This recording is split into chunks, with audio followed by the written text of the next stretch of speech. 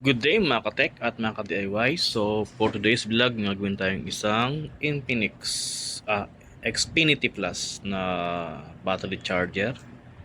So yan guys, ang problema niya ay no power. So usually guys, pagdating kapag ito yung sinaksak, dapat ay meron tayong ilaw na lalabas dito. Ayan. So pero wala tayong ilaw dito. So yun guys, ating buksan at tignan kung anong posibleng sira ng battery charger na ito.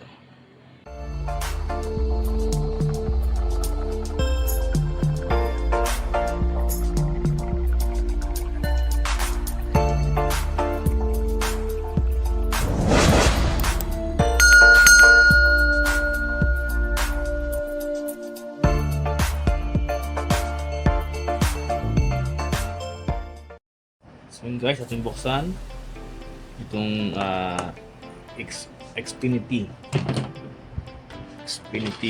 battery charger.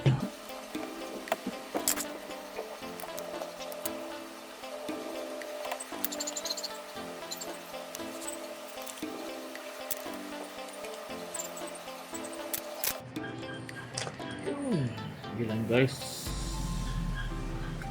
sabi ito guys ang laman niya. So atin mo nang i-check kung okay yung ating primary supply.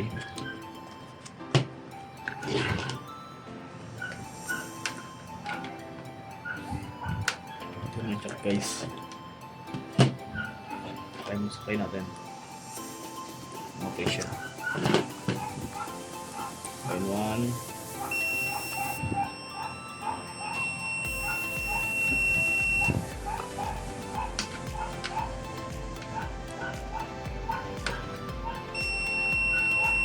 Okay, line 2. Okay.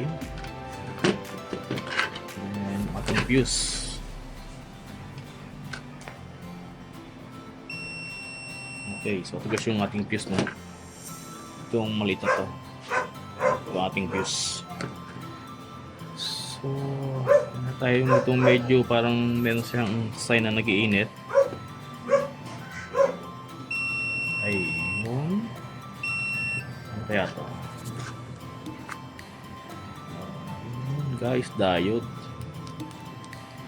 So yun guys, ating chinek ito ay diode.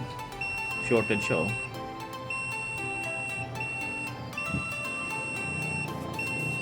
Okay. So atin mo nang iangat yung isang pin niya kung alin sa dalawa ang shorted. Siya ay naka parallel kanyang DC. Magpangkay ng isa pin at malaman natin kung sino yung sa dalawang ito ang shorted.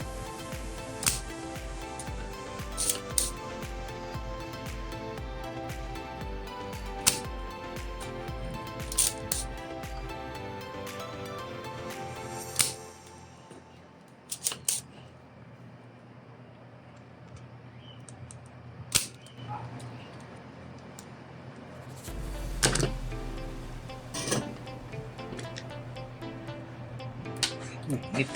Yeah. Ayan guys. Ito guys yung isang diode. Ating i-test. Uy, hindi.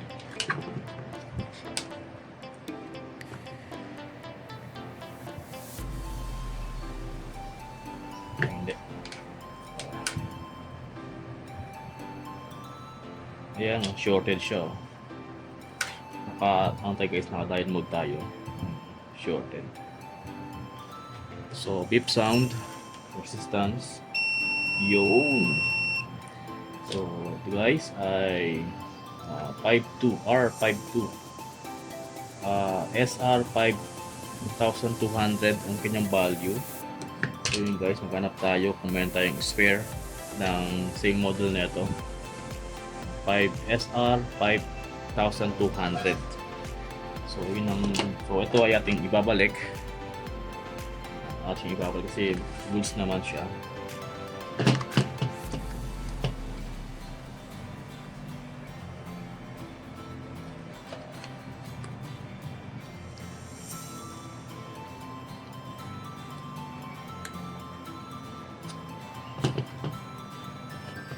Hindi lang ako lang listen.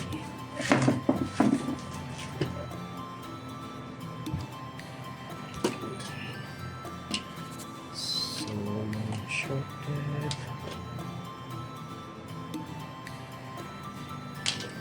Ito ang shorted. Ito yung ating kakabit.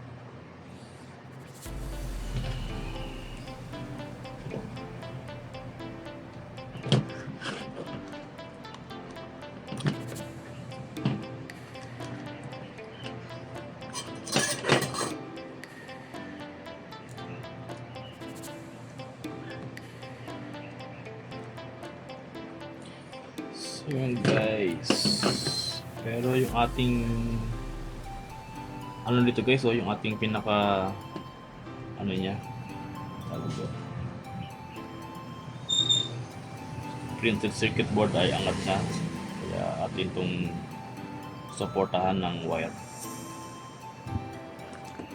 Hanap mo tayo guys ng ating pamalit sa ating shorted na diode. So yun guys, meron tayong nakuha isang same model siya, nakuha sa isang mga boards natin, SR5200, sakong-sakto, parehong palaw siya ng model. So yung test, okay, good siya. So yung diode mode,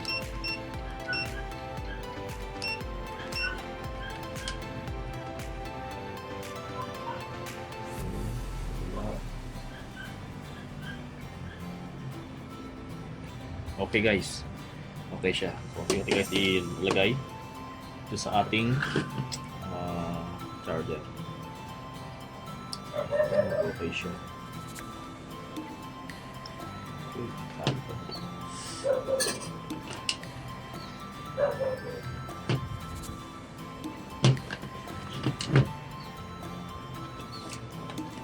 Guys, akong kinakabit yung ating pamalit ng diode.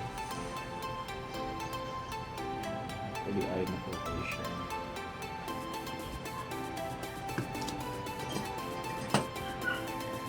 So, guys, okay na. Kabit natin yung pinalit na diode. Yun, parang shorted. Ayan. So wala tayong nare-read na shorted. Okay. So ngayon ating i-test. Sana ay okay na siya. And sana ay magkailaw na siya dito. Kaya itong dalawang LED na to, ating i-saksak. Sana magkailaw.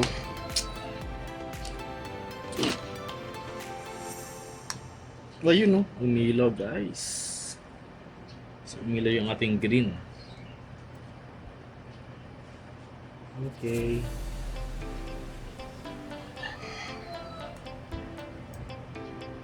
Ayun, no?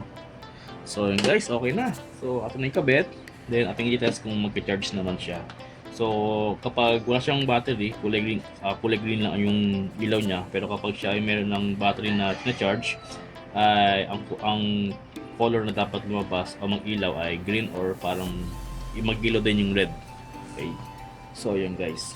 So yung red charging dito, yung parang yung green ay standby power natin. Okay. Okay. Yun. Effective power, ating pinalitan ng diode and hopefully ay okay na. Patay ng battery. Ito guys yung ating battery. Saksak natin. Ayun. Ayun. Yes. So nagbi-blink yung kanyang yung red niya. Nagbi-blink meaning ay nagka-charge siya. Yan, dito guys ay makita niya na umilaw siya, meaning ay charging yung ating battery. So yun guys, kung nagustuhan yung ating simpleng vlog ngayon, pag-repair ng battery charger na walang power at ang problema ay itong kanyang diode. Yan, SR 5200 ay shorted. So kung gusto nyo ang ating vlog ngayon, kindly like, share, and subscribe para sa mga bagong videos and update natin gagawin sa ating YouTube channel na ito. God bless mga kabuting-ting.